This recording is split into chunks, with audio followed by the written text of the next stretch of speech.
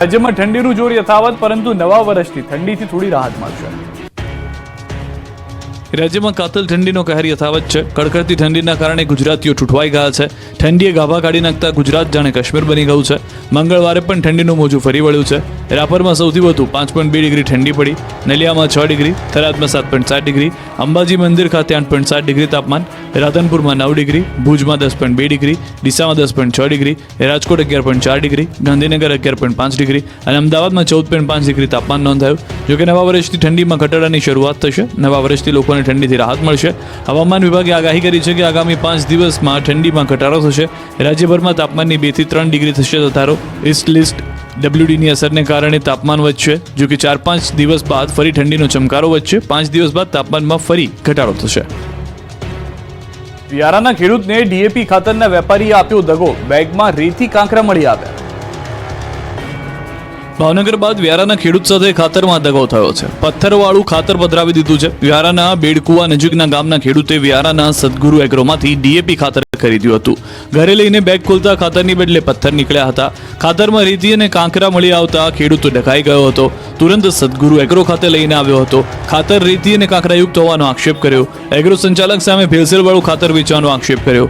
હોબાળો મચાવ્યો. અધિકારીઓ સાથે મિલીભગતમાં ભેળસેળવાળું ખાતર પધરાવ્યું હોવાનો દાવો કર્યો, જેની સામે એગ્રો સંચાલકે ખાતરમાં કાંકરાને ફોસ્ફરસ હોવાનું કહી લૂલો બચાવ કર્યો.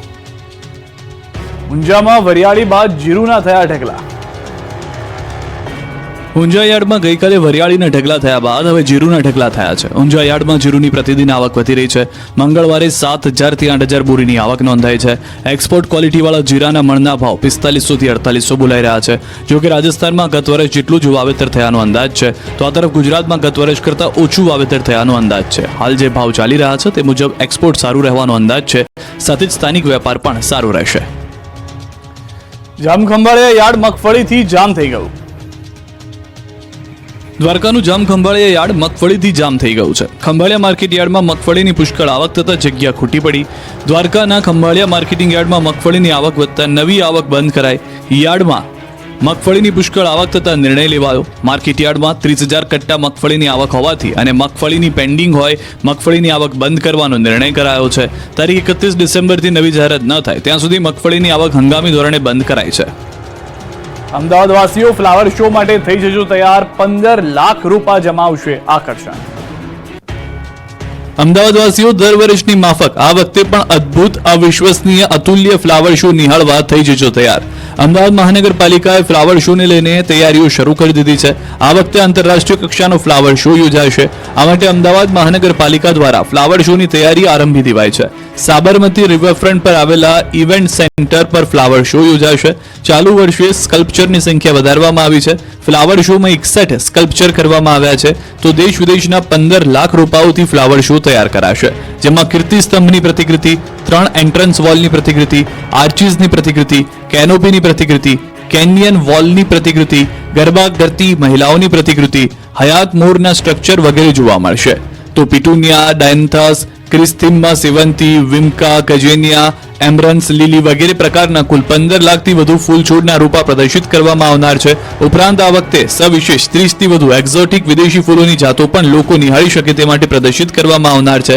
ફ્લાવર શોનો ખર્ચ પણ 8 થી 10 કરોડ વધવાનો છે. સોલરના જોરશોરથી પ્રચાર વચ્ચે એમસીએ ખાનગી કંપનીને ભર્યું 360 કરોડનું વીજ બિલ.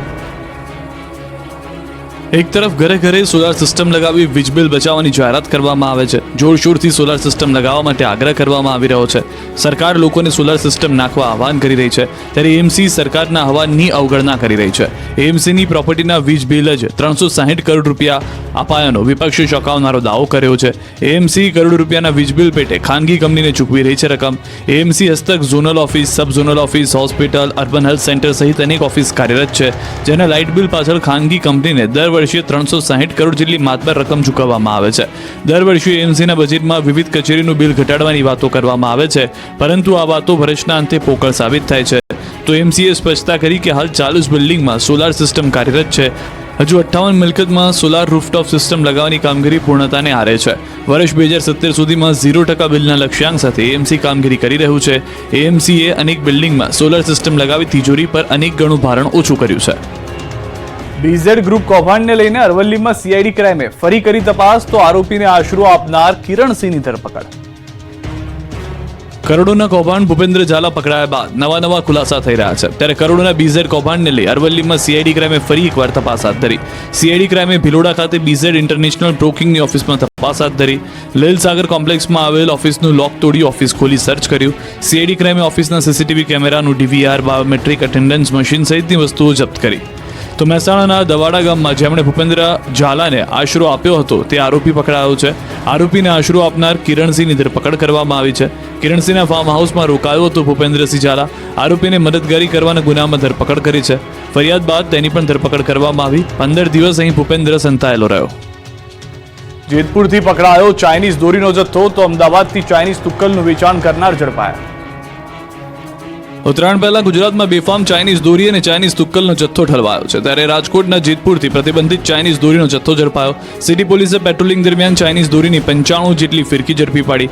અલગ અલગ જગ્યાએથી ચાઇનીઝ દોરીની ફિરકી ઝડપાઈ. સિટી પોલીસ 6 વેપારીઓને ચાઇનીઝ દોરીના જથ્થા સાથે અટકાયત કરી. પોલીસે 29,500 રૂપિયાનો મુદ્દામાલ કબજે કરી વધુ તપાસ હાથ ધરી. આ તરફ અમદાવાદથી ચાઇનીઝ તુક્કલ વેચાણ કરનાર ઝડપાયો. સોશિયલ મીડિયામાં વેચાણ માટે પોસ્ટ મૂકી હતી. સાયબર ક્રાઇમ ખરીદીના બહાને બોલાવ્યો. 60 ચાઇનીઝ તુક્કલ સાથે કરી